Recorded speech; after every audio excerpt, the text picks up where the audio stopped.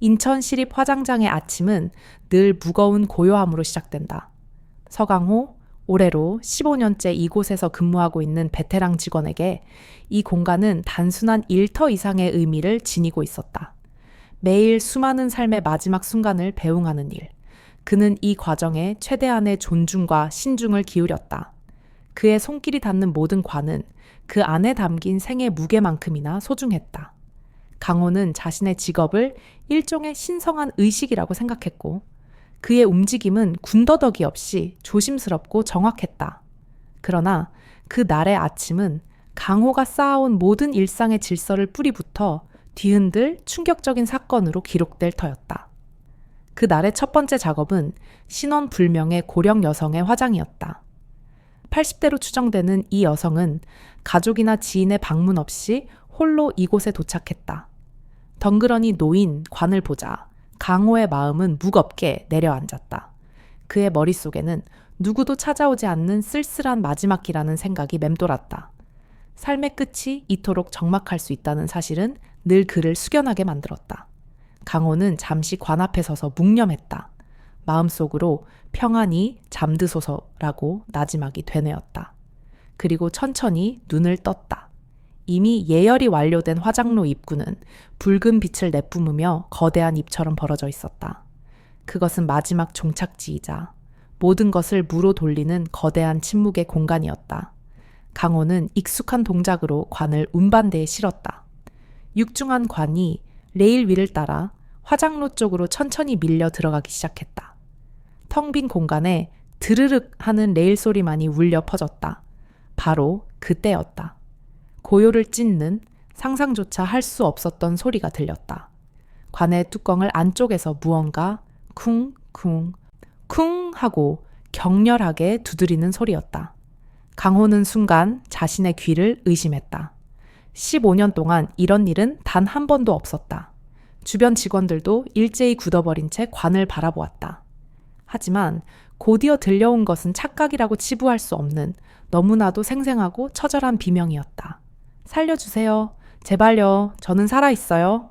관 속에서 터져나온 절규는 화장장 전체를 뒤흔들었다. 강호의 심장이 쿵 떨어졌다.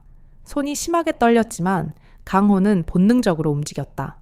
그는 재빨리 운반대를 멈추고 관을 화장로 밖으로 끌어냈다. 그의 뇌는 이미 공포와 혼란으로 마비되었지만 몸은 신속하게 관 뚜껑의 잠금 장치를 풀었다. 찰칵 하는 소리와 함께 뚜껑이 열렸다. 관 안에는 땀으로 흠뻑 젖은 채 거칠게 숨을 몰아쉬는 노인, 바로 권희정 씨가 있었다. 노인의 얼굴은 극도의 공포로 일그러져 있었다. 눈동자는 초점을 잃고 허공을 헤매었고 입술은 새파랗게 질려 있었다. 그녀는 떨리는 목소리로 살아있어, 나는 살아있어 를 반복해서 중얼거렸다. 강호는 지체 없이 노인을 관 밖으로 조심스럽게 꺼내 바닥에 눕혔다. 맥박을 확인하자 빠르지만 분명하게 뛰고 있었다. 괜찮으세요? 정신 차리세요. 강호는 노인의 어깨를 조심스레 흔들며 말했다. 노인은 마침내 눈을 떠 강호를 올려다보았다. 그 눈빛에는 죽음의 문턱에서 돌아온 안도감과 동시에 형언할 수 없는 깊은 공포가 함께 서려 있었다. 강호는 즉시 사무실로 달려가 구급대에 신고했다. 여기는 인천시립 화장장입니다. 긴급 상황입니다.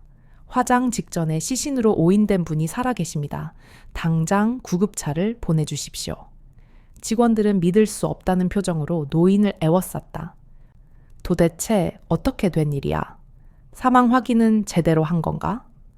웅성거리는 소리가 커지자 강호는 노인이 더 불안해하지 않도록 직원들에게 조용히 하라는 손짓을 보냈다. 잠시 후 멀리서 구급차의 사이렌 소리가 들려왔다. 그 소리는 강호에게 구원처럼 느껴졌다. 구급대원들이 들것을 들고 화장장 안으로 뛰어들어왔다. 노인의 상태를 확인한 구급대원들은 신속하게 산소 마스크를 씌우고 응급처치를 시작했다. 노인을 들것에 옮기는 과정에서 노인은 강호의 손을 잇는 힘껏 꽉 잡았다. 그녀의 목소리는 너무나 작아 겨우 들릴 정도였지만 그 간절함은 명확했다. 병원... 가지 마세요. 제발. 병원은 안 돼요. 강호는 당혹스러웠다. 왜 이토록 필사적으로 병원행을 거부하는 것일까? 그러나 구급대원들은 단호했다. 지금 상태로는 무조건 치료가 필요합니다. 규정상 가장 가까운 서울대 국립병원으로 이송해야 합니다. 노인은 고개를 흔들었지만 이미 기력이 다해 더 이상 저항할 수 없었다. 강호는 노인과 함께 가고 싶었다. 무언가 심상치 않은 사연이 있을 것만 같았다. 그러나 규정상 가족이나 보호자 외에는 동승할 수 없다는 구급대원의 말에 강호는 발길을 돌려야 했다. 붉은 빛을 깜빡이며 멀어져가는 구급차를 바라보며 강호는 묘한 불안감을 느꼈다. 노인의 마지막 눈빛이 머릿속에서 떠나지 않았다. 그 눈에는 단순한 공포 이상의 무언가가 담겨 있었다.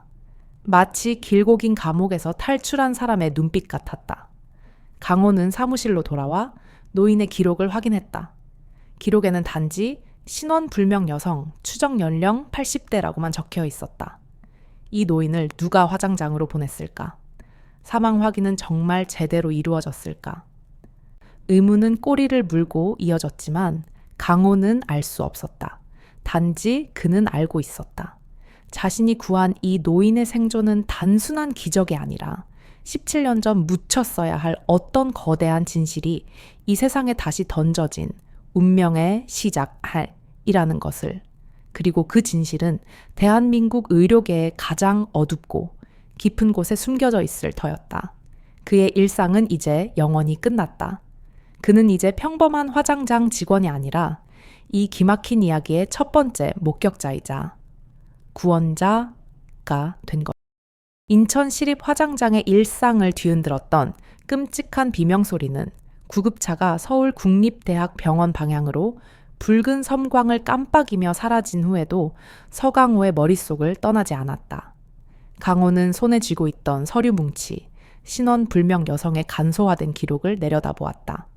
단순한 의료사고 오인 사건이라고 치부하기에는 노인의 마지막 간절한 눈빛과 병원은 안 돼요 라고 속삭이던 처절한 절규가 너무나도 선명했다.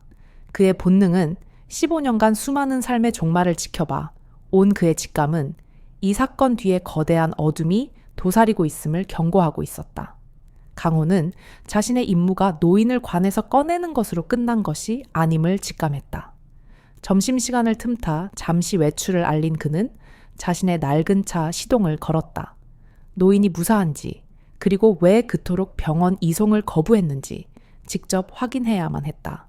그의 마음은 이미 평온한 일상에서 벗어나 알 수 없는 진실의 미로 속으로 깊숙이 빨려 들어가고 있었다.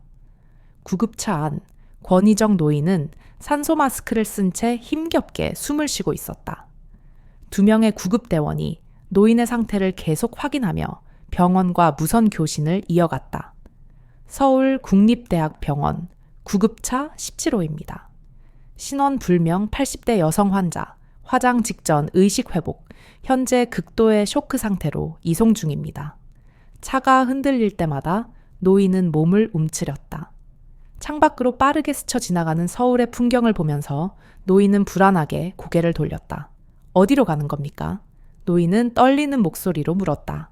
서울국립대학병원입니다. 곧 도착해요, 어머님. 구급대원의 친절한 대답에 노인의 얼굴은 순식간에 새파랗게 질렸다. 안 돼. 거긴 안 돼. 다른 병원으로 가주세요. 제발. 노인은 필사적으로 호소했지만 구급대원들은 난감한 표정을 지을 뿐이었다.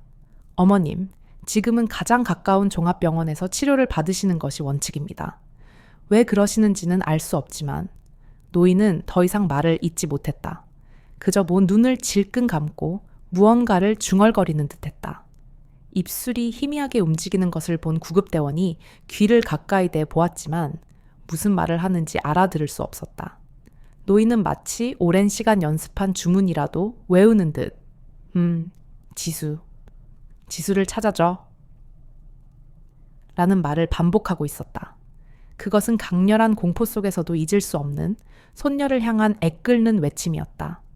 강호는 서둘러 병원에 도착했다. 응급실 접수대에서 노인의 면회를 요청하자 직원은 컴퓨터를 확인하고는 고개를 갸웃거렸다. 어제 응급실 기록에 신원 불명 여성 환자 기록이 없는데요. 혹시 성함이나 다른 정보를 아시나요? 강호는 당황했다. 분명 어제 화장장에서 실려온 환자인데 기록이 없다니? 그는 상황을 설명했지만 직원은 다시 확인해 보고도 죄송하지만 해당 환자 기록을 찾을 수 없습니다. 혹시 다른 병원으로 가신 것은 아닌지요? 라고 답할 뿐이었다. 강호는 어이가 없었다. 수많은 사람이 목격했고 구급차까지 출동했는데 기록이 흔적도 없이 사라지다니. 그는 즉시 응급실 내부로 직접 향했다. 노인을 처치했던 의사를 찾았지만 교대 근무로 자리에 없었다. 그때 복도 끝에서 낯익은 얼굴이 보였다. 어제 노인을 이송했던 구급대원 중 한 명이었다. 강호가 급히 그를 쫓아가자 구급대원은 강호를 알아보는 순간 긴장으로 얼굴이 굳어졌다. 어제 화장장에서 이송한 환자분 기억하시죠? 그분 어디 계신지 아십니까? 강호가 다급하게 물었다. 구급대원은 주위를 살피더니 강호를 조용한 구석으로 끌고 갔다. 큰 소리로 말하지 마십시오. 저도 정확히는 모르지만 그 환자는 특별 병동으로 옮겨진 것 같습니다. 강태호 원장님이 직접 지시하셨습니다. 왜요? 그냥 일반 환자는 아니었습니까? 강호가 캐물었다. 구급대원은 고개를 저었다. 모르겠습니다. 하지만 강 원장님 표정이 심상치 않았습니다. 마치 큰일이라도 날 것처럼 당황하셨고 이 일에 대해 일체 외부에 발설하지 말라고 모든 직원에게 지시했습니다. 강호는 감사를 표하고 병원 내부를 살폈다. 그의 눈에 들어온 것은 응급실 처치실 문 앞에 붙은 명패였다. 바로 병원 장실과 가까운 복도였다. 바로 그때 복도 끝 병원 장실 문이 열리고 한 남자가 걸어 나왔다. 그는 바로 이 병원의 수장이자 대한민국 의료계를 주무르는 권위자 강태호 원장이었다. 강 원장은 평소에 오만하고 위험 있는 모습과는 달리 초조한 표정으로 응급실 쪽으로 걸어갔다. 강호는 무의식적으로 강 원장의 뒤를 따랐다. 강 원장은 응급실의 처치실로 들어갔고 커튼 너머로 대화 소리가 희미하게 들려왔다. 이 환자 어디서 왔다고 했지? 강 원장의 목소리였다. 화장장에서 왔다고 합니다. 화장 직전에 의식이 돌아왔다고 담당 의사가 대답했다. 말도 안 돼. 사망 진단서는 확인했나? 그럴 리가 없어. 강 원장의 목소리에는 명백한 동요와 분노가 스며 있었다. 강호는 직감했다. 강 원장이 이 노인을 알고 있다. 그리고 노인이 살아 돌아온 것이 강 원장에게는 엄청난 위협이 되고 있다는 것을.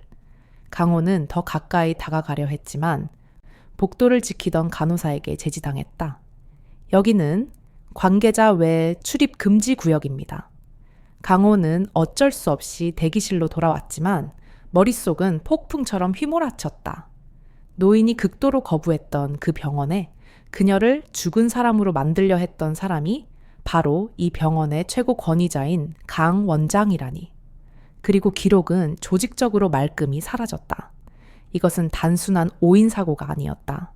17년 전 묻혔어야 할 어떤 끔찍한 진실이 권력에 의해 은폐되고 감금되었던 한 생명을 통해 되살아나고 있는 것이다. 노인이 마지막으로 속삭였던 이름, 땜, 지수. 강호는 휴대폰을 꺼내 인터넷 검색창에 권희정, 병원, 실종, 그리고 지수라는 키워드를 입력하기 시작했다. 그는 이 모든 사건의 퍼즐을 맞추려면 반드시 노인이 애타게 찾던 그 지수라는 인물을 찾아야만 한다는 것을 확신했다. 그의 심장은 평생 느껴보지 못한 흥분과 긴장감으로 빠르게 고동치고 있었다. 이 낡은 관에서 시작된 실타래가 결국 서울 의료계의 거대한 심장을 향하고 있음을 그는 서서히 깨닫고 있었다. 서울 국립대학병원의 공기는 서늘하고 깨끗했다. 마치 모든 불순한 진실까지도 소독해버릴 것만 같았다. 그러나 이 병원의 심장부에서 벌어지고 있는 일련의 비정상적인 움직임은 3년차 간호사 유리나의 날카로운 직감을 끊임없이 자극했다. 리나는 병원에서 일어나는 미세한 불협화음에 예민하게 반응하는 사람이었다. 그녀의 임무는 환자를 돌보는 것이었지만 때로는 불필요한 은폐와 거짓말의 그림자가 병원 복도를 따라 길게 드리워져 있음을 느꼈다. 그녀의 의심은 전날 밤부터 시작되었다. 강태호 원장의 비서실에서 내려온 급박한 지시 때문이었다. 어제 응급실로 이송된 신원불명 노인 환자에 대한 모든 기록을 시스템에서 삭제하고 별도로 물리적 기록을 보관하라는 내용이었다. 일반적인 환자 이송 과정에서는 상상할 수 없는 비정상적인 명령이었다. 기록 삭제를 지시받았을 때 리나는 노인이 병원으로 이송되기 직전 화장장에서 왔다는 소문을 얼핏 들었다. 그리고 그녀는 강태호 원장이 그 노인이 이송되던 시간에 응급실 앞에서 초조하게 서성이는 모습을 목격했다. 강 원장의 얼굴은 평소의 여유로움 대신 벼랑 끝에 몰린 사람만이 가질 수 있는 극도의 공포와 당황으로 뒤덮여 있었다. 리나는 직감했다. 이 노인은 단순한 환자가 아니다. 노인은 강 원장이 가장 두려워하는 어떤 것에 살아있는 증거였다. 노인이 최종적으로 이송된 곳은 병원 5층의 특별 병동 매신리호였다. 이곳은 일반적인 중환자실이 아니라 주로 정치인이나 재벌 총수 같은 VIP들이 외부의 시선을 피해 은밀하게 치료받는 공간이었다. 리나는 그곳에 갈 일이 전혀 없었지만 그날 밤 그녀의 마음은 512호로 향하는 복도에 묶여 있었다. 양심과 호기심이 뒤섞인 충동을 이기지 못하고 리나는 자신의 쉬는 시간을 이용해 5층으로 향했다. 조용히 비상 계단을 이용해 5층에 도착하자 복도는 일반 병동과는 달리 어둡고 정적이 감돌았다. 512호 앞에는 사복 경비원 한 명이 지키고 서 있었다. 리나는 경비원의 시야를 피해 잠시 몸을 숨겼다. 그리고 잠시 후 경비원이 순찰을 위해 잠시 자리를 비운 틈을 타 그녀는 재빨리 특수키를 이용해 512호 문을 열고 안으로 들어섰다. 512호는 일반 병실보다 훨씬 넓었고 은은한 조명 아래 권위적 노인이 침대에 누워 있었다. 노인은 정맥 주사를 맞고 있었으며 강한 수면제 투여 때문인지 깊은 잠에 빠져 있는 듯했다. 리나는 노인의 얼굴을 가까이서 보았다. 극심한 고통의 흔적이 역력했지만 놀랍게도 그녀의 나이와 비교해 피부가 예상외로 깨끗했다. 마치 외부의 햇빛이나 자극을 오랫동안 받지 못한 사람처럼 리나는 노인의 손을 잡았다.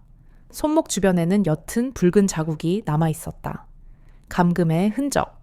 리나의 심장이 빠르게 뛰었다. 그녀는 노인이 혹시라도 남긴 단서가 있을지 침대 주변과 옷가지를 조심스럽게 살폈다. 그리고 마침내 그녀는 단서를 발견했다. 노인이 입고 있던 낡은 환자복의 소매 안쪽, 이중으로 덧대어진 천 사이에 종이 한 조각이 실처럼 얇게 말려 숨겨져 있었다. 리나는 조심스럽게 종이를 펴보았다. 노인의 떨리는 송글씨로 적힌 단 세 문장이었다. 은별이를 찾아. 지수는 살아있다.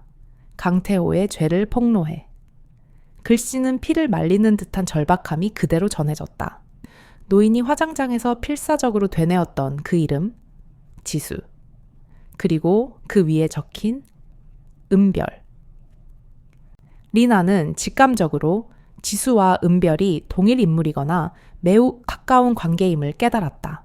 그리고 강태호의 죄를 폭로해라는 문장은 강 원장이 노인을 화장장으로 보낸 배후임을 명확히 시사하고 있었다.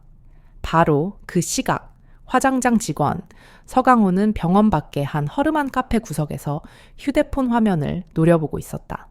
그는 노인이 속삭인 지수라는 이름을 중심으로 검색을 이어가고 있었다. 수많은 이지수, 김지수 사이에서 강호의 눈은 부산 지역 뉴스 기사 하나에 꽂혔다. 불길 속의 영웅, 한지수 소방관의 용감한 구조. 기사였다. 이름이 달랐지만 기사에 첨부된 사진 속 여성의 강하고 결의에 찬 눈빛은 묘하게도 노인의 절박했던 눈빛과 겹쳐 보였다. 노인이 그토록 찾던 지수라는 이름은 바로 이 용감한 소방관의 또 다른 이름일 가능성이 높았다. 운명은 이토록 얄궂은 우연을 통해 서강호와 고은별을 연결하려 하고 있었다. 강호는 노인의 기록을 지우려 했던 병원 내부에 공모자가 있을 것이라 확신하고 있었다. 그는 무작정 병원 관계자를 의심하고 있었는데 바로 그때 익명의 메시지 한 통이 그의 휴대폰으로 들어왔다. 발신 유리나. 당신은 화장장 직원 서강호 씨 맞죠? 노인분을 구해주신 저는 병원 내부 직원입니다. 지금 노인분은 VIP 병동 512회 감금 상태입니다. 그녀는 강태호를 폭로하라는 메모를 남겼고 은별이라는 이름을 찾고 있습니다. 진실을 원하신다면 지금 당장 병원 후문 커피숍으로 와주세요. 제가 노출될 위험이 큽니다. 강호는 메시지를 읽는 순간 소름이 돋았다. 자신이 은밀히 추적하고 있던 은별이라는 이름이 내부 관계자의 입에서 나오다니 이 모든 것이 단순한 우연이 아니라 누군가에 의해 의도된 퍼즐 조각처럼 맞춰지고 있었다. 강호는 지체 없이 자리에서 일어났다. 화장장 직원과 병원 간호사, 이 두 이질적인 인물들이 운명의 끈에 의해 묶이는 순간이었다. 그들의 공동 목표는 하나였다. 권력의 심장부에 묻힌 17년 전의 끔찍한 진실을 파헤치는 것. 그리고 그 진실을 세상에 드러낼 열쇠는 부산의 용감한 소방관 고은별이 쥐고 있을 가능성이 높았다. 그들은 곧 만나 고은별에게 연락할 계획을 세우게 될 터였다. 이 작은 움직임이 거대한 태풍을 예고하고 있었다. 서울 국립대학 병원 후문 근처의 낡은 커피숍은 그들의 첫 비밀 회동 장소였다. 서강호와 유리나는 테이블을 사이에 두고 마주 앉았다. 강호는 화장장 직원 유니폼 대신 어두운 사복 차림이었고 리나는 간호사 유니폼 위에 트렌치 코트를 걸쳤다. 두 사람의 눈빛은 경계심과 동시에 절박함으로 가득 차 있었다. 강호는 자신이 목격한 노인의 처절한 비명과 필사적인 눈빛, 그리고 노인이 속삭인 은별이라는 이름을 전했다. 리나는 노인의 기록이 시스템에서 삭제된 경위, 강태호 원장의 비정상적인 동요, 그리고 노인의 옷깃에서 발견한 경고 메시지, 은별이를 찾아 강태호의 죄를 폭로해를 제시했다. 두 사람은 각자 흩어져 있던 퍼즐 조각들을 맞추기 시작했다. 기록이 사라진 것, 노인을 VIP 병동에 감금한 것, 그리고 강 원장의 이상 행동, 이 모든 것이 노인이 17년 전 강 원장의 약점을 알고 있었다는 것을 말해줍니다. 리나가 떨리는 목소리로 말했다. 강호는 고개를 끄덕였다. 노인의 마지막 절규는 단순한 환자의 것이 아니었습니다. 그것은 억울하게 갇혔던 영혼의 절규였습니다. 이제 우리가 해야 할 일은 단 하나입니다. 노인이 찾는 은별, 고은별 소방관에게 연락하는 것입니다. 그들은 더 이상 망설일 필요가 원다 없었다. 강호는 즉시 부산 소방본부에 연락을 시도했다. 죄송합니다만 고은별 소방관과 통화하고 싶습니다. 서울에서 온 급한 사안입니다. 강호의 목소리에는 간절함이 묻어났다. 잠시 후 수화기 너머에서 젊은 여성의 단호하면서도 약간은 날이 선 목소리가 들려왔다. 제가 고은별입니다. 무슨 일이시죠? 강호는 자신이 화장장 직원이며 노인 구출 사건에 연루되었음을 설명했다. 그리고 노인이 은별이라는 이름을 애타게 찾고 있으며 그녀에게 이 모든 것이 연결되어 있는 것 같다고 조심스럽게 말했다. 수화기 너머로 잠시 침묵이 흘렀다. 그 침묵은 짧았지만 수십 년의 시간을 압축한 듯 무거웠다. 죄송합니다만 저희 할머니는 17년 전에 돌아가셨습니다. 은별의 목소리는 미세하게 떨렸지만 현실을 부정하려는 강한 의지가 느껴졌다. 강호는 노인의 인상착에 특히 왼쪽 눈 밑에 작은 점에 대해 설명했다. 그 설명을 듣는 은별의 숨소리가 거칠어졌다. 그건 저희 할머니의 특징입니다. 하지만 시신을 확인했습니다. 17년 전에 은별은 혼란스러움과 절망 사이에서 길을 잃은 듯했다. 강호는 단호하게 말했다. 저희가 이송했던 노인분은 분명히 살아계셨습니다. 그리고 강태호 병원장과 관련이 있습니다. 혹시 할머니 실종 당시 병원과 관련된 일이 있었습니까? 그 질문에 은별의 목소리는 완전히 무너졌다.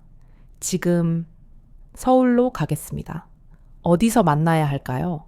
운명은 그렇게 서울의 커피숍과 부산의 소방관을 걷잡을 수 없는 하나의 실타래로 엮어냈다. 그들은 서울역 근처의 한적한 공원 벤치에서 만났다. 은별은 제복 대신 단정한 사복 차림이었지만 그녀의 자세와 눈빛은 긴장과 결의로 가득 찬 소방관 그 자체였다. 그녀가 리나와 강호를 마주했을 때 그들의 눈빛에서 진실을 찾는 자들의 절박함을 읽었다. 제가 고은별입니다. 저희 할머니가 정말 살아계신 건가요? 은별의 목소리는 떨리고 있었지만 이미 그녀의 내면은 모든 가능성을 받아들일 준비가 되어 있었다. 강호는 자신이 겪은 모든 충격적인 사건을, 리나는 병원 내부에서 일어난 은폐와 감금의 정황을 차분히 설명했다. 이야기를 듣는 은별의 얼굴은 점차 창백해지다가 마침내 분노로 타올랐다. 저희 할머니, 권희정 여사님은 17년 전 서울 국립대학병원에서 수간호사로 근무하셨습니다. 당시 강태호가 레지던트였을 때 약물 투여 실수로 환자가 사망하는 사건이 있었습니다. 할머니는 그 현장을 목격하셨고 윤리위원회에 고발하려고 하셨습니다. 은별은 숨을 몰아쉬었다. 그리고 며칠 후 할머니는 흔적도 없이 실종되셨습니다. 며칠 뒤에야 신원 확인이 불가능한 시신이 발견되었고 경찰은 할머니가 의료사고에 대한 죄책감 때문에 도피했다가 변을 당한 것으로 사건을 종결했습니다. 하지만 가족들은 시신을 제대로 확인조차 할 수 없었습니다. 손상이 너무 심하다는 이유로 은별의 이야기는 강호와 린에게 쐐기를 박았다. 모든 조각이 끔찍하게 제자리를 찾았다. 강 원장은 자신의 미래를 지키기 위해 당시 자신의 의료 과실을 폭로하려던 수간호사 권희정을 납치하고 감금했던 것이다. 그리고 17년이라는 긴 시간이 흐른 지금 노인의 생존이 알려지자 그는 노인을 시신으로 위장하여 영원히 입을 다물게 하려 했던 것이다. 운명의 손이 17년 전 묻힌 줄 알았던 시계를 가장 절박한 순간에 다시 작동시킨 것이다. 노인이 화장 직전 살아 돌아온 것은 단순한 기적이 아니라 억압된 진실이 세상에 드러나기 위한 필연이었다. 강태호 원장은 17년 동안 저희 할머니를 감금하고 자신이 쌓은 모든 명예를 그 비밀 위에 쌓아 올린 것입니다. 은별은 주먹을 꽉 쥐었다. 소방관으로서 그녀가 가진 정의감과 사랑하는 할머니를 향한 간절함이 폭발하듯 솟아올랐다. 그녀의 눈에서는 눈물이 흘렀지만 그것은 슬픔의 눈물이 아니었다. 그것은 진실을 향한 분노와 결의의 눈물이었다. 리나는 조심스럽게 말했다. 지금 당장 경찰에 신고해야 합니다. 하지만 증거가 너무 부족합니다. 노인의 증언만으로는 강 원장 같은 거물에게 맞설 수 없을지도 모릅니다. 저희는 노인이 감금되었던 장소, 그리고 강 원장의 은폐를 입증할 결정적인 증거가 필요합니다. 강호는 고개를 들었다.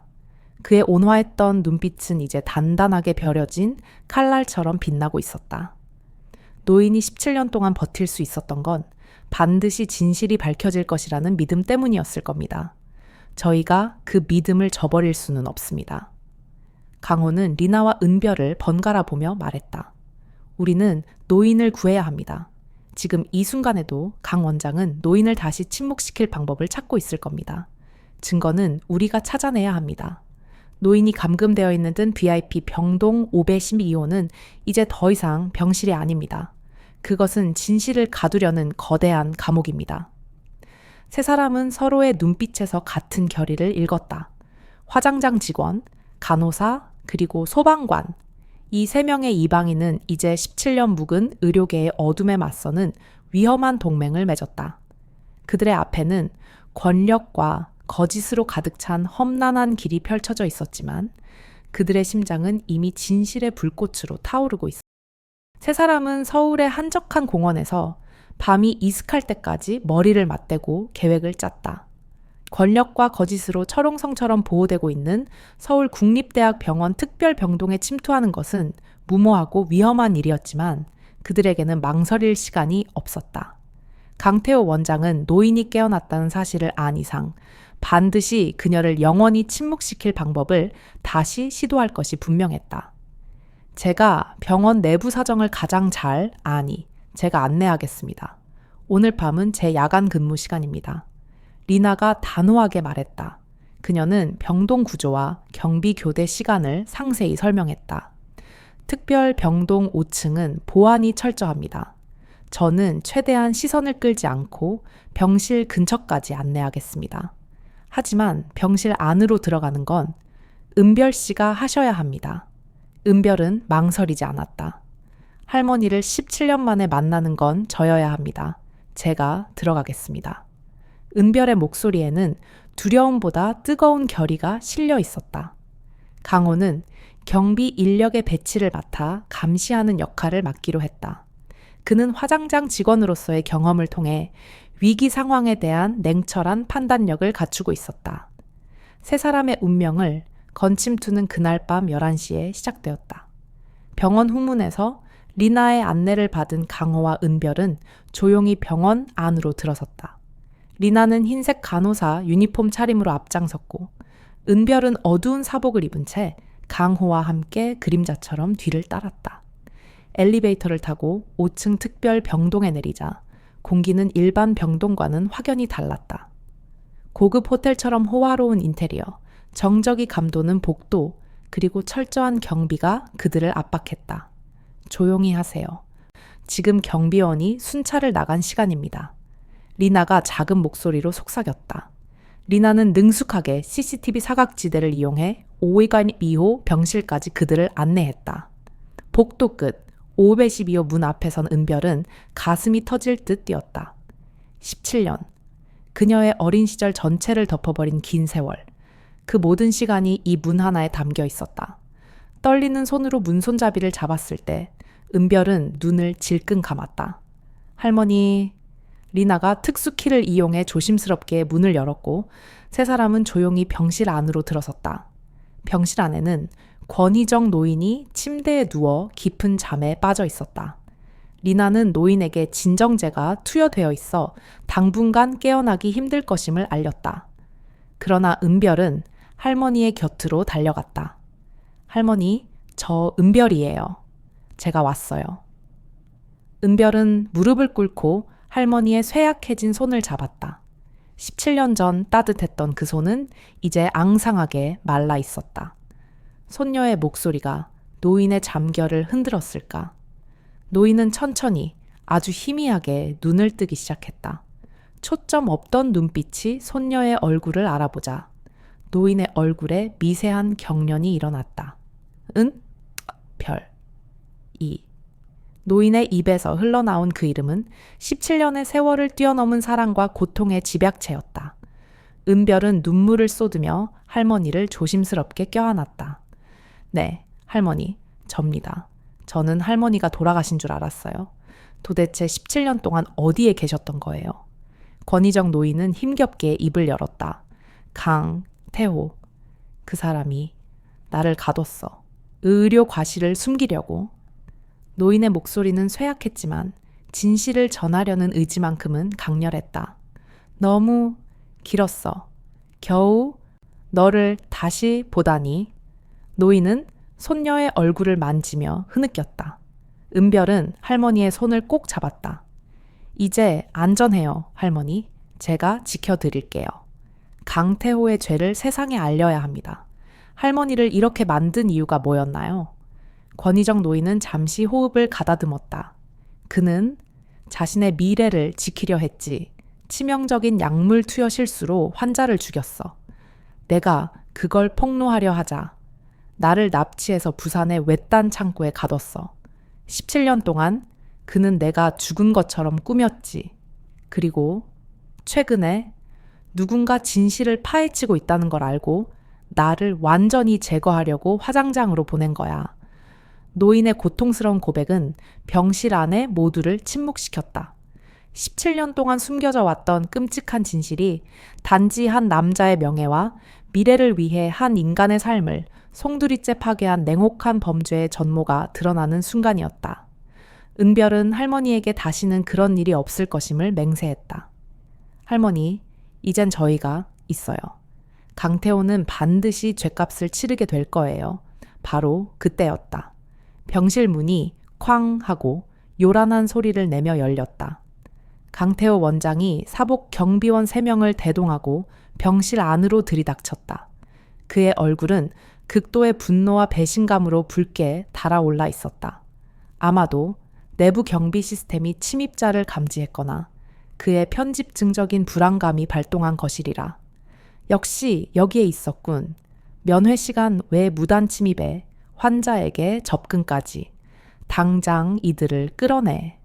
강 원장의 차갑고 날카로운 목소리가 병실을 가득 채웠다.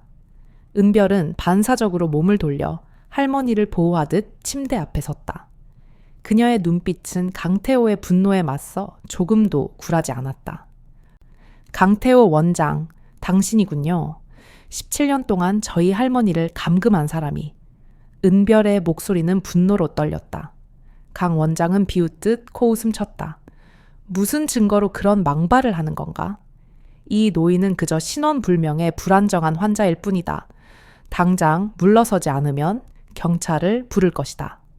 강 원장의 목소리는 위협적이었지만 은별은 이미 진실을 알고 있었다. 강호와 리나가 문 옆 그림자 속에 굳건히 서서 은별을 지켜보고 있었다. 그들은 이제 감금된 노인을 구하고 강태호의 죄를 세상에 알리는 임무를 완수하기 위해 직접적인 대결을 피할 수 없음을 깨달았다. 은별은 강태호에게서 할머니를 지키기 위해 결연한 자세를 취했다. 17년 전 시작된 이 운명의 드라마는 이제 병실 안에서 파국을 향한 클라이맥스를 맞이하고 있었다. 강태호 원장은 노인의 병실에서 서강호와 고은별을 강제로 끌어냈다. 그의 얼굴에는 분노와 함께 간신히 숨겨왔던 비밀이 터져 나오기 직전의 극도의 불안감이 뒤섞여 있었다. 다시는 이 병원에 얼씬거리지 마라. 경찰에 신고하기 전에. 강 원장의 위협적인 목소리가 복도에 울려 퍼졌다. 리나는 512호 병실 안에서 겉으로는 평정을 유지했지만 그녀의 눈빛은 이미 두 사람에게 무사히 빠져나가라는 메시지를 보내고 있었다. 병원에서 쫓겨난 강호와 은별은 밤늦게 다시 만났다. 그들은 좌절했지만 절망하지 않았다. 강태호의 표정과 할머니 권희정의 증언을 통해 그들의 확신은 더욱 단단해졌다. 문제는 증거였다. 할머니의 증언만으로는 부족합니다. 강태호는 권력으로 모든 것을 덮을 겁니다. 17년 전 의료 과실에 대한 증거, 그리고 할머니가 갇혀 있었다는 물리적인 증거가 필요해요. 은별이 떨리는 목소리로 말했다. 강호는 고개를 끄덕였다. 노인분이 강 원장의 죄를 폭로하려고 했었다면 반드시 무언가를 남겼을 겁니다. 17년 전의 일입니다. 과거의 기록을 찾아야 합니다. 그 순간 은별의 머릿속에 섬광처럼 스치는 기억이 있었다. 저희 친가, 집, 할머니가 실종되기 전에 사용하셨던 물건들이 아직 다락방에 남아있을 거예요. 할머니는 뭐든 꼼꼼하게 기록하시던 분이었어요. 은별은 지체 없이 고향인 부산으로 향했다. 오랜만에 찾은 낡은 집, 시간의 흔적이 고스란히 묻어있는 다락방은 먼지로 뒤덮여 있었다. 은별은 숨이 막힐 듯한 먼지 속에서 할머니의 유품이 담긴 낡은 상자들을 하나씩 열어보았다. 그리고 마침내 곰팡이가 피기 시작한 상자 속에서 한 권의 낡은 일기장을 발견했다. 표지에는 1998년 3월이라고 송을씨로 적혀 있었다. 그것은 할머니 권희정 여사가 실종되기 직전까지 쓰던 마지막 일기였다. 은별은 떨리는 손으로 일기장을 펼쳤다. 일기장에는 당시 레지던트였던 강태호의 이름이 수차례 등장했다. 오늘 강 레지던트가 치명적인 약물을 오투여하여 환자가 위독해지는 사고가 발생했다. 그는 기록을 조작하려 했고 나는 이를 묵과할 수 없다. 다음 페이지에는 더욱 충격적인 내용이 이어졌다. 나는 증거를 모았다. 투약 기록, 차트, 그리고 목격자, 진술서까지. 이 모든 것을 윤리위원회에 제출할 것이다. 환자의 생명은 무엇보다 소중하니까. 그것이 할머니의 마지막 일기 기록이었다. 은별은 눈물을 흘리며 일기장을 꽉 끌어안았다. 할머니는 옳았다. 그리고 강태호는 그 진실을 묻기 위해 잔혹한 선택을 했던 것이다. 은별은 이 결정적인 증거를 가지고 다시 서울로 향했다. 강호와 린에게 일기장 내용을 전달했을 때 세 사람은 강태호의 범죄 동기가 명확해졌음을 확신했다. 그러나 여전히 감금 장소가 문제였다. 바로 그때 강호의 휴대폰이 울렸다. 모르는 번호였지만 강호는 본능적으로 전화를 받았다. 서강호 씨 맞으시죠? 저는 서울국립대학병원 내과의사 신대현입니다. 강태호 원장 건에 대해 알고 계신 듯하여 연락드렸습니다. 수화기 너머로 들려오는 신대현 의사의 목소리는 신중했지만 확고한 양심이 느껴졌다. 저도 도저히 묵과할 수 없는 이상한 점을 발견했습니다. 잠시 만나 이야기할 수 있을까요? 1시간 후 병원 근처의 한적한 카페에서 강호, 은별, 그리고 신대현 의사가 마주 앉았다. 흰 가운을 입은 신대현은 지적이고 차분한 인상이었지만 그의 눈빛에는 정의를 향한 강한 열망이 담겨 있었다. 저는 양심적인 의사가 되고 싶습니다. 강 원장님의 최근 행동과 과거의 소문은 너무나 기이했습니다. 신 의사는 자신의 노트북을 열었다. 제가 병원 전산 시스템을 확인하다가 이상한 사실을 발견했습니다. 강태호 원장 명의로 등록된 차량이 있는데 그 차량의 위치 정보 기록이 수상합니다. 매월 정기적으로 특정 장소를 방문한 기록이 있습니다. 화면에는 지도가 표시되었고 부산의 외곽, 인적이 드문 한 지역을 가리키고 있었다. 이곳은 폐공장과 낡은 창고들이 밀집한 곳입니다. 사람들이 거의 살지 않는 곳이죠. 신 의사가 설명했다. 은별은 심장이 멎는 듯했다. 할머니가 17년간 갇혀있던 곳일 가능성이 가장 높았다. 신 의사는 최근 위치 정보 기록을 보여주었다. 흥미롭게도 어제 밤에도 강 원장님이 이곳을 방문했습니다. 노인분을 화장장으로 보낸 직후입니다. 그들의 머릿속에서 모든 퍼즐 조각이 완벽하게 맞춰졌다. 일기장은 범행 동기를, GPS 기록은 감금 장소와 범인을 지목하고 있었다. 이제 증거는 충분합니다. 당장 경찰에 신고해야 합니다. 강호가 목소리를 높였다. 그러나 신대현 의사는 고개를 저었다. GPS 기록만으로는 영장을 발부받기 어렵습니다. 강 원장은 이미 모든 증거를 조작했을 겁니다. 우리는 노인분이 갇혀 있었다는 물리적인 공간 단위 증거를 확보해야 합니다. 사진, 낡은 침구, 그리고 어쩌면 할머니가 남긴 다른 기록이 있을지도 모릅니다. 은별은 할머니의 일기장을 꼭 쥐었다. 저희가 직접 확인하러 가야 합니다. 경찰이 움직이기 전에, 강태호가 증거를 인멸하기 전에. 세 사람은 신대현 의사에게 도움을 청했다. 신 의사는 잠시 망설였지만 결국 양심을 따르기로 결정했다. 위험할 수 있습니다. 하지만 진실을 밝혀야죠. 제가 강 원장의 위치 정보 신호를 실시간으로 추적할 수 있습니다. 강 원장이 서울 병원에 있는 것을 확인한 후에 움직입시다. 그날 밤 화장장 직원, 간호사, 소방관, 그리고 양심적인 의사, 이 4명의 이방인은 17년 묵은 비밀이 잠들어 있는 부산의 외딴 창고로 향할 준비를 했다. 그들의 손에는 진실을 밝힐 일기장과 시대를 초월한 디지털 증거가 쥐어져 있었다. 이제 남은 것은 직접 현장을 확인하는 일뿐이었다. 이들의 목숨을 건 여정이 시작된 것. 신대현 의사의 노트북 화면에 뜬 GPS 신호는 권희정 노인이 갇혀 있던 17년의 감옥이 부산 외곽의 낡은 창고임을 명확히 가리키고 있었다. 강호, 은별, 리나, 신대현, 이 4명의 이방인은 즉시 부산으로 향할 준비를 했다. 신 의사는 강태호 원장의 차량 위치가 현재 서울 병원에 고정되어 있음을 확인하고 그들에게 시간적 여유가 있음을 알렸다. 하지만 언제든 움직일 수 있습니다. 서둘러야 합니다. 신 의사의 경고는 그들의 긴장감을 극도로 끌어올렸다. 그들은 2대의 차량에 나누어 타고 희미한 밤안개를 뚫고 부산을 향해 달렸다. 수백 킬로미터를 달려 부산 외곽의 낙후된 산업 단지에 도착했을 때 주변은 폐허와 다름없었다. 녹슨 창고들과 버려진 공장 건물들이 즐비했고 가로등마저 드문드문 꺼져 있어 을씨년스러웠다. 신 의사는 노트북 화면의 좌표를 확인하며 특정한 창고 하나를 지목했다. 저기 갔습니다. 강 원장 차량의 GPS 기록이 멈춘 곳입니다.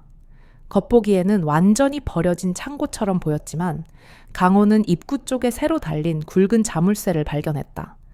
누군가 최근까지 사용했다는 증거입니다. 은별은 떨리는 목소리로 다른 입구가 있을지 모르니 뒤쪽을 확인해 봅시다 라고 말했다. 창고 뒤편으로 돌아가자 먼지가 두껍게 내려앉은 작은 창문 하나가 보였다. 리나가 손전등을 비춰보자 창문 안쪽으로 어둠 속에서 무언가 희미하게 보였다. 강호가 조심스럽게 창문을 열어보았다. 다행히 창문은 잠겨 있지 않았다. 네 사람은 조심스럽게 창문을 넘어 창고 내부로 침투했다. 내부는 예상보다 훨씬 넓었고 퀴퀴한 곰팡이 냄새가 진동했다. 한쪽 구석에는 임시 가벽으로 작은 방이 만들어져 있었다. 권위적 노인의 17년 감옥이었다. 은별이 조심스럽게 방문을 열었다. 방 안에는 침대 하나와 간이 화장실, 그리고 작은 테이블이 전부였다. 벽에는 빛이 바랜 달력이 걸려 있었고 날짜마다 펜으로 표시가 되어 있었다. 17년의 세월이 고스란히 기록된 날짜 표시였다. 노인이 홀로 감금된 채 얼마나 오랜 시간을 견뎌냈는지 뼈저리게 느껴지는 증거였다. 할머니가 정말 여기에 계셨어요. 은별의 목소리는 흐느낌으로 변했다. 17년 전 실종된 후 영혼처럼 사라진 줄 알았던 할머니의 삶이 이 작고 비좁은 공간에 갇혀 있었다니. 테이블 위에는 낡은 공책 한 권이 펼쳐져 있었다. 은별이 떨리는 손으로 공책을 집어들자 할머니의 익숙한 필체가 나타났다. 그것은 할머니의 두 번째 일기장이었다. 나는 언젠가 여기서 나갈 것이다. 진실은 반드시 빛을 볼 것이다. 은별아, 할머니는 매일 너를 생각하고 있단다. 마지막 페이지에 적힌 문장을 읽는 은별의 눈에서 뜨거운 눈물이 쏟아졌다. 강호와 리나, 신대현 의사, 모두 할머니의 처절한 삶의 기록 앞에서 숙연해졌다. 시간이 없습니다. 증거를 확보해야 합니다. 강호가 냉철하게 말했다. 은별은 할머니의 일기장과 달력을 챙겼고 리나는 휴대폰으로 방 내부를 구석구석 촬영했다. 바로 그때 신대현 의사가 다급하게 말했다. 강 원장님이 움직이기 시작했습니다. 병원에서 이곳으로 오고 있습니다. 20분 안에 도착할 겁니다. 긴장감이 네 사람을 덮쳤다. 경찰에 신고해야 합니다. 이제 충분한 증거가 있어요. 리나가 재촉했다. 신 의사는 즉시 백신비비에 신고했다. 하지만 경찰이 10분 안에 올 수는 없을 겁니다. 그 전에 강태호가 도착할 거예요. 숨어요. 은별이 속삭였다. 네 사람은 창고 내부의 거대한 컨테이너 뒤로 몸을 숨겼다. 얼마 지나지 않아 외부에서 자동차 엔진 소리가 들려왔고 창고 문이 삐걱거리며 열리는 소리가 났다. 강태호 원장의 짜증 섞인 목소리가 어둠 속을 갈랐다. 이상하군. 분명히 잠갔는데. 강 원장은 병실 복대서와 달리 더욱 초조하고 격앙된 모습이었다. 그는 창고 안쪽의 작은 방으로 걸어갔다. 잠시 후 그의 절규가 터져 나왔다. 이런 젠장, 공책이 사라졌어. 누가 들어왔단 말인가. 강 원장은 즉시 휴대폰으로 전화를 걸며 소리쳤다. 누가 침입했다. 당장 이쪽으로 와. 강 원장은 창고 안을 수색하기 시작했다. 누구냐? 숨어도 소용없다. 당장 나와. 그의 발소리가 컨테이너 쪽으로 점점 가까워졌다. 은별은 숨을 죽였다. 바로 그때 리나가 숨어있던 곳에서 실수로 낡은 금속 물체를 건드려 쨍 하는 날카로운 소리가 났다. 거기 있었군. 강 원장이 소리가 난 곳으로 달려왔고 네 사람은 더 이상 숨을 수 없었다. 너희들이었나. 강 원장의 손에는 섬광처럼 빛나는 수술용 메스 한 자루가 쥐어져 있었다. 왜 남의 일에 끼어드는 거냐. 조용히 살지. 은별이 앞으로 나섰다. 당신이군요. 17년 동안 저희 할머니를 감금한 사람. 당신은 의사 자격도 없습니다. 은별의 목소리는 분노로 타올랐다. 강 원장은 비열하게 웃었다. 그 늙은 여자가 내 인생을 망칠 뻔했어. 한 번의 실수로 모든 것을 잃을 수는 없었다. 강호가 분노했다. 한 번의 실수로 사람이 죽었습니다. 강 원장의 얼굴이 일그러졌다. 그건 사고였어. 나도 인간이야. 실수를 할 수도 있지. 하지만 그 늙은 여자는 이해하지 않았어. 바로 그 순간 멀리서 경찰차의 사이렌 소리가 들려왔다. 강 원장의 얼굴이 새파랗게 질렸다. 신대현 의사가 차분하게 말했다. 경찰을 불렀습니다. 이제 끝입니다, 원장님. 모든 진실이 밝혀질 겁니다. 강 원장은 도망치려 했지만 이미 경찰이 창고를 완전히 포위한 상태였다. 확성기에서 부산 경찰입니다. 무기를 버리고 나오시오. 라는 목소리가 울려 퍼졌다. 강 원장은 모든 것을 포기한 듯 손에 쥐고 있던 메스를 바닥에 떨어뜨렸다. 경찰이 들이닥쳤고 강태호 원장은 감금 및 살인 미수 혐의로 현장에서 체포되었다. 17년간 숨겨져 왔던 끔찍한 비밀이 마침내 종말을 고하는 순간이었다. 권희정 노인의 억울했던 세월이 마침내 운명의 빛을 보는 순간이었다. 부산의 낡은 창고에서 강태호 원장이 체포되면서 17년 동안 이어져 온 권력의 은밀한 악몽은 마침내 끝을 고했다. 권희정 노인은 경찰의 보호 아래 서울국립대학병원의 일반 병실로 안전하게 이송되었다. 더 이상 감금의 공포나 진정제의 힘이 필요 없는 따뜻하고 평범한 병실이었다. 은별은 할머니의 곁을 떠나지 않았다. 17년 만에 온전한 재회였다. 할머니, 이제 정말 끝났어요. 강태호는 잡혔어요. 아무도 할머니를 해칠 수 없어요. 은별의 눈물, 어린 속삭임에 권희정 노인의 눈에서도 굵은 눈물이 흘러내렸다. 길고 긴 시간이었지. 매일 너희들을 생각했단다. 포기하지 않고 버틴 건 언젠가 진실이 빛을 볼 거라는 믿음 때문이었어. 노인의 쇠약했던 얼굴에는 마침내 평화와 안도감이 찾아들었다. 경찰의 수사는 강태호의 체포로 끝나지 않았다. 은별이 확보한 할머니의 일기장, 17년 전의 의료 과실 기록, 그리고 신대현 의사가 제공한 GPS 데이터가 결정적인 증거가 되었다. 강태호는 묵비권을 행사했지만 증거는 그의 죄를 명백히 입증했다. 더욱 충격적인 사실은 강태호의 범죄를 은폐하고 그의 빠른 승진을 도왔던 병원 재단 이사장을 포함한 고위층 공모자들이 드러난 것이었다. 권력의 사슬이 얼마나 깊고 넓게 얽혀 있었는지 보여주는 단면이었다. 병원 이사장 역시 강태호의 공범으로 체포되면서 서울 의료계는 거대한 혼란에 빠졌다. 수개월 후 재판이 열렸다. 서울지방법원 앞은 취재진과 시민들로 인산인해를 이루었다. 이 사건은 대한민국 사회 전체에 충격을 던진 초대형 스캔들이었다. 법정 증인석에선 권희정 노인은 17년의 고통이 새겨진 얼굴이었지만 그녀의 눈빛은 그 어느 때보다 강렬하게 빛나고 있었다. 판사의 질문에 그녀는 1998년 당시 강태호 레지던트의 치명적인 약물 오투여 순간부터 납치되어 부산 외딴 창고에 갇혔던 기나긴 세월, 그리고 살인 미수와 다름없던 화장 시도까지 모든 진실을 담담하고도 확고하게 증언했다. 그는 의사였습니다. 생명을 구해야 할 사람이었습니다. 하지만 그는 자신의 명예를 위해 한 인간의 삶을 17년 동안 파괴했습니다. 그것이 제가 가장 슬픈 부분입니다. 그녀의 증언은 법정을 숙연하게 만들었다. 결국 강태호 원장은 증거 앞에서 자신의 모든 혐의를 인정했다. 그는 젊은 시절의 실수로 모든 것을 잃을 수 없었다고 변명했지만 그의 고백은 죄책감과 후회로 얼룩져 있었다. 법원은 강태호에게 감금 및 살인 미수 등의 혐의로 징역 20년남을 선고했다. 공범이었던 병원 이사장 역시 징역 10년을 선고받았다. 17년의 기다림 끝에 정의가 마침내 실현되는 순간이었다. 재판이 끝난 후 권희정 노인은 법원 앞에서 기자회견을 열었다. 그녀의 곁에는 은별과 가족들, 그리고 이 모든 진실을 밝히는 데 공헌한 서강호, 유리나, 신대현 의사가 함께했다. 진실은 반드시 빛을 봅니다. 17년이 걸렸지만 결국 정의가 승리했습니다.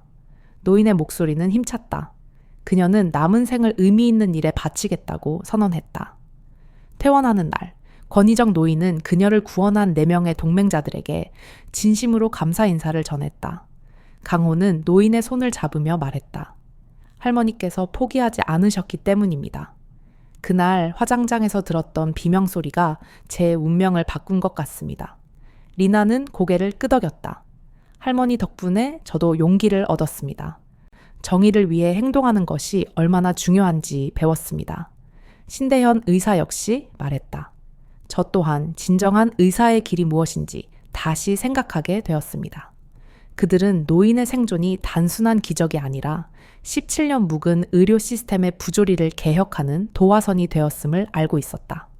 권희정 노인은 퇴원 후 의료 윤리 개선과 내부 고발자 보호를 위한 함등 권희정 의료윤리 재단단을 설립했다.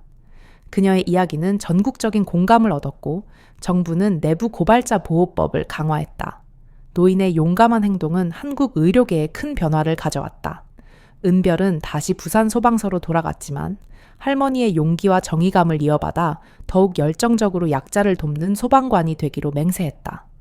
서강호는 화장장 시스템 개선에 힘썼고 유리나는 병원 내부 고발자, 보호 책임자로 일하게 되었다.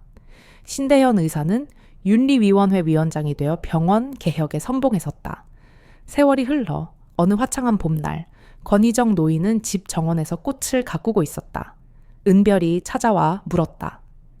할머니, 행복하세요? 노인은 온화하게 미소 지었다. 물론이지.